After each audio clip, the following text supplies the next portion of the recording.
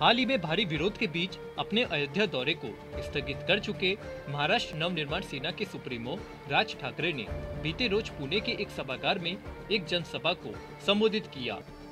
इस दौरान राज ठाकरे ने बताया कि 1 जून को उनके कूल्हे की हड्डी की सर्जरी होनी है, जिसके प्रभाव से उबरने के बाद वह एक और रैली को संबोधित करेंगे। इस जनसभा के दौरान अपनी नेचर के विपरीत राज ठाकरे बहुत नरम नजर आए, जबकि कयास लगाए जा रहे थे कि इस रैली में राज ठाकरे उत्तर प्रदेश के सांसद ब्रजभूषण सिंह पर तीखा हमला करेंगे, तो वहीं अपने चचेरे भाई और महाराष्ट्र के सीएम उद्धव ठाकरे को भी आड़े हाथ लेंगे। लेकिन ऐसा हुआ नहीं। जनसभा में राज उतने आक्रामक नहीं दिखे, जिसके लिए उन्हें जाना जाता है। सियासी जानकारों की माने तो इसके पीछे राज ठाकरे को जेल जाने का डर सताने लगा है। आखिर क्या है पूरा मामला, जानने के लिए देखिए इस खास रिपोर्ट को। ये है टॉक्स न्यूज नेटवर्क और आप देख रहे हैं पॉलिटॉक्स, राजनीति का कच्चा चिट्ठा। आपको बता दें, महाराष्ट्र की राजनीति में एक लंबे समय के ब्रेक के बाद राज ठाकरे अचानक से इतने सक्रिय हो गए कि सरकार को एक्शन मोड में आना पड़ा। राज ठाकरे ने मस्जिदों के लाउड स्पीकर को मुद्दा बनाया और महाराष्ट्र के मंदिरों में 2 गुनी आवाज से लाउड स्पीकर पर हनुमान चालीसा बजाने का ऐलान कर दिया। इसके बाद महाविकास अघाड़ी सरकार एक्शन मोड में आ गई और महाराष्ट्र नवनिर्माण सेना के कार्यकर्ताओं को गिरफ्तार किया जाने लगा। इस बीच राज ठाकरे ने अयोध्या जाने का ऐलान कर दिया, तो शिवसेना ने भी अयोध्या की ओर कुछ करने का ऐलान कर दिया।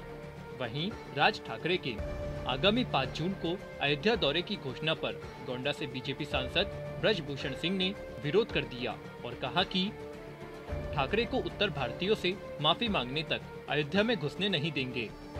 यहां से मामला पूरी तरह से राजनीतिक हो गया और उधर शिवसेना ने उत्तर प्रदेश में असली और नकली वाले पोस्टर चिपका दिए।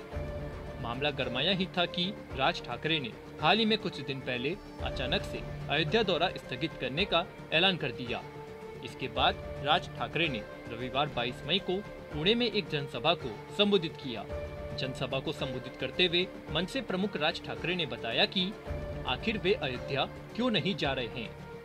राज ने अपने कार्यकर्ताओं से कहा कि जिस तरह का माहौल हाल फिलहाल बनाया जा रहा है, अगर मैं जिद करके वहां जाता हूं तो आपके जैसे लाखों लोग वहां आते, और अगर वहां कुछ भी होता है तो हमारे लोग चुप नहीं बैठते हैं, फिर आप लोगों पर मामला दर्ज कर जेल में डाला जाता है।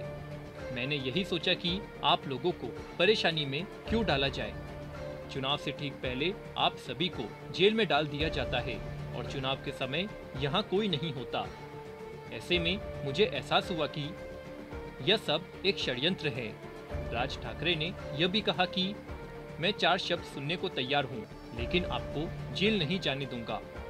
इसके साथ ही राज ठाकरे ने यह भी कहा कि वह कमर व पैर के दर्द की समस्या से जूझ रहे हैं और उन्हें 1 जून को कूल्हे की हड्डी की सर्जरी करवानी है।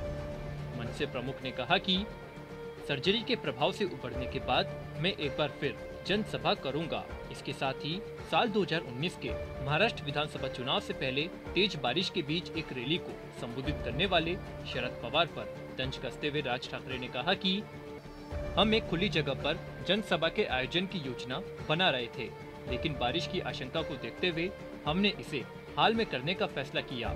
साथ ही हाल फिलहाल में कोई चुनाव भी नहीं है, जिसके चलते बारिश में खड़े होकर भाषण दिया जाए। वहीं हाल ही में महाराष्ट्र के मुख्यमंत्री उद्धव ठाकरे द्वारा बीजेपी पर फर्जी हिंदुत्व को लेकर निशाना साधे जाने पर मनसे अध्यक्ष ने कहा कि मुख्यमंत्री ने दावा किया है कि उनका हिंदुत्व असली है। क्या वह किसी वॉशिंग पाउडर की बात कर रहे हैं कि उनका डिटर्जेंट दूसरे से बेहतर है? सीएम उद्धव का यह बयान काफी बचकाना है। वह पूछते हैं कि कौन असली हिंदू है। इस पर मुझे हंसी आती है और ये पूछने का मन करता है कि आपकी कमीज ज्यादा सफेद है या मेरी। पॉलिटॉक्स ब्यूरो, महाराष्ट्र। ये है टॉक्स न्यूज नेटवर्क और आप देख रहे हैं पॉलिटॉक्स, राजनीति का कच्चा चिट्ठा।